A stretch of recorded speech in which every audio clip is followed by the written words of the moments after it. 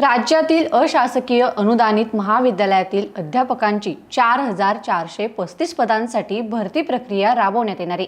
त्यासाठीचा प्रस्ताव वित्त विभागाकडे मान्यतेसाठी फेरसादर करण्यात येणार आहे, अशी माहिती राज्याचे उच्च व तंत्र शिक्षण मंत्री चंद्रकांत पाटील यांनी विधिमंडळात दिली।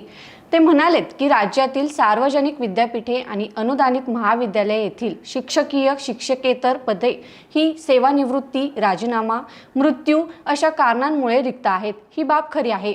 राष्ट्रीय शिक्षण धोरण 2020च्या अंमलबजावणीवर आधारित उच्च शिक्षण संस्थांचे मूल्यमापन करण्यासाठी प्रणाली विकसित करण्याचा निर्णय विद्यापीठ अनुदान आयोगाकडून घेण्यात आलाय।